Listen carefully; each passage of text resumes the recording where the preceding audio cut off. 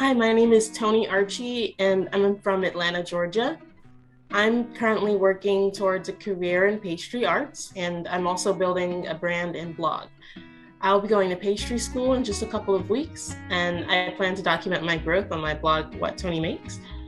Ultimately, I'm aiming for self-sufficiency, which is something that I feel that MESA helped solidify as a core value within myself. I'm a part of the Training and Applied Agroecology program from Cohort 1, and this presentation is on decolonization.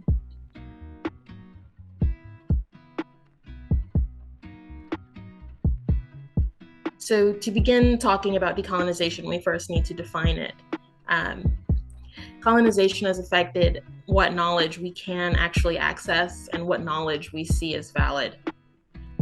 Colonization can be defined as historical trauma and amnesia as a result of the intentional extinctions of native cultures, animals, foods, peoples, stories, memories, and so many other things that can get lost in the act of colonization.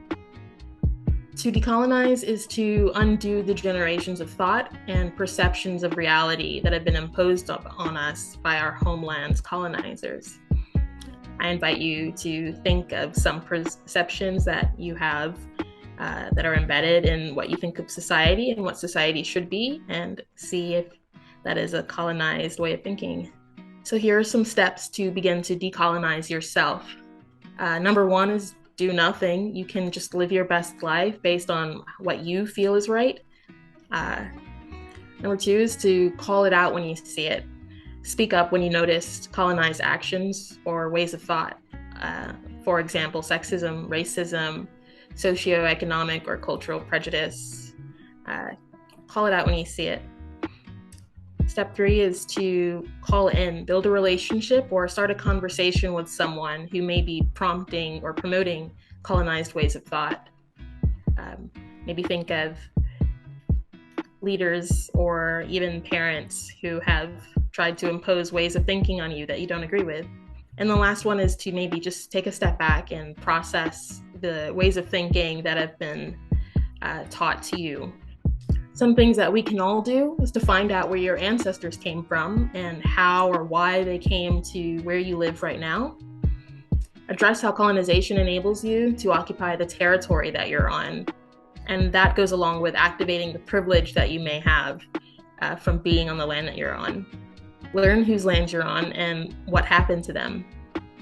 I'm on Creek land, and a lot of the Native Americans in Georgia were sent west in the Trail of Tears. So that's a part of me learning what happened to the people who were here before me. Find out how you're benefiting from the history of colonization, and share that decolonization is everyone's work, not just yours or your parents or your teachers, but it's everyone's job to decolonize themselves to get to a better society. What does a decolonized world look like? To me, it looks like us unarmoring and humbling ourselves, losing our sense of perceived power, perhaps, taking responsibility and finding humility as descendants of colonizers. I really like the term of taking responsibility. Speaking up for each other, just like before, like calling it out when you see it, calling out colonized ways of thinking, that is. Sharing food, spirit, and conversations, and praying to and becoming comfortable with our ancestors. In my personal experience, these conversations are not easy to have, especially if the other person is of differing descent. Maybe start with a family member, then work your way out to your closest friends and family. The goal is to share, not isolate. These conversations are not easy to have, but they are necessary.